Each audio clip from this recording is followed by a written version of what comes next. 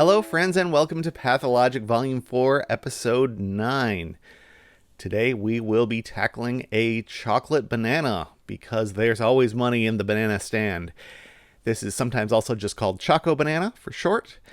It is related to the double choco genre in some ways, which has got partly why it gets that name, I think. And it is an interesting little shading puzzle that I am eager to jump into with you right after we take a look at the rules. Chocolate Banana is a shading pencil puzzle. The rules are: shade some cells so that all areas of orthogonally connected shaded cells are rectangular, and all areas of orthogonally connected unshaded cells are not rectangular. So the vocabulary phrase here is orthogonally connected, which means in the context of a pencil puzzle connected by an edge. So you can see that these 5 cells here in green are all orthogonally connected because you can get from any one cell to any other just by going through the edges. These 2 cells are not orthogonally connected, they're diagonally connected. And the distinction here is that all of the shaded cells, the black ones, end up being rectangles. Squares are, of course, types of rectangles. A clue represents the number of cells in its group of shaded or unshaded cells. So this 4 here shows that this is a size 4 region. There are a couple examples here that show that a region does not have to have a number in it, and a region may have more than one number in it. Of course, if that's the case, they will be the same number. Those are all of the rules of Chocolate Banana, so it's time to solve a puzzle. Today's Chocolate Banana puzzle was set by Freddie Hand. Okay, I think in this puzzle type, the first thing we want to notice are 1s and 2s, because the main rule here is that the shaded regions are rectangular and the unshaded regions are not rectangular. And thinking about what a 1 or 2 implies, those regions have to be rectangular. There's no way to have 2 cells in a region and have that not be a rectangle. So these 1s are shaded, and the 2 is shaded. The 2s are both shaded. And what's more, the 1s are complete, so we have to have unshaded cells surrounding them. Like so. Now, this 5 now can't be... It could have been,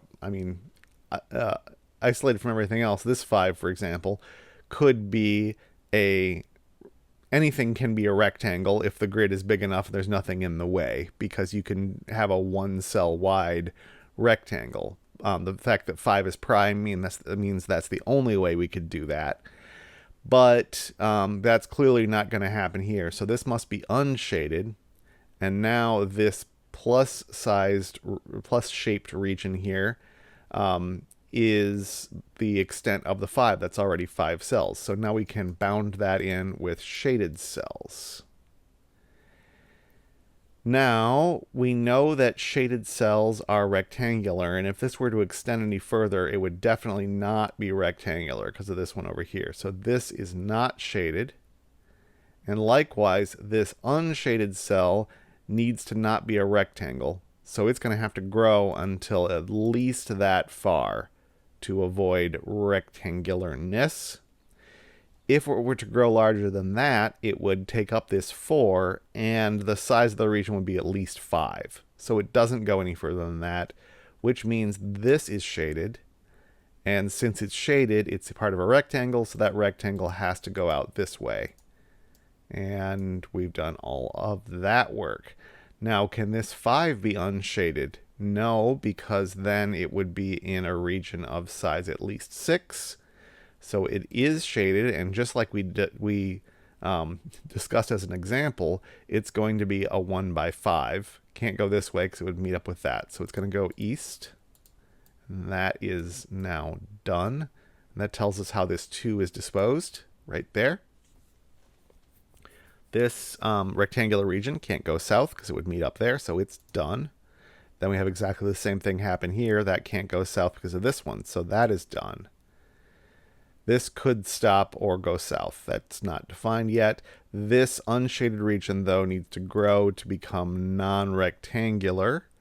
So it's at least that far, and then it might bend right away, or could go a little farther south and then bend. Not quite sure yet.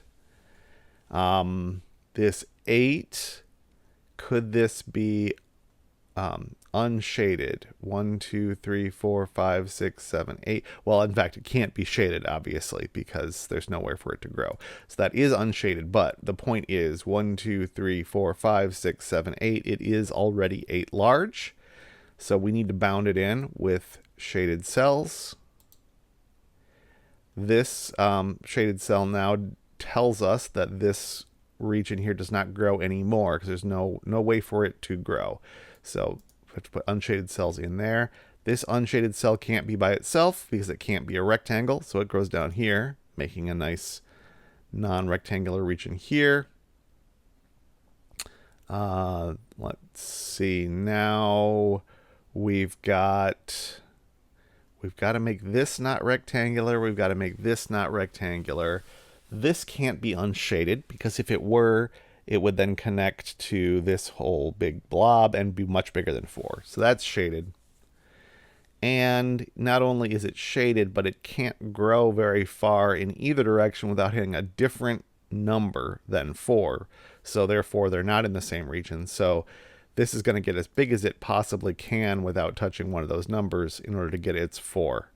And now we've got to surround it with unshaded cells. Has that finished this 8? Probably has. 1, 2, 3, 4, 5, 6, 7, 8. Yep, sure has. So we got to bound that in. This 5 now needs to grow at least a little bit this way, and that's enough to get a 5-cell unshaded region. So we bound that in.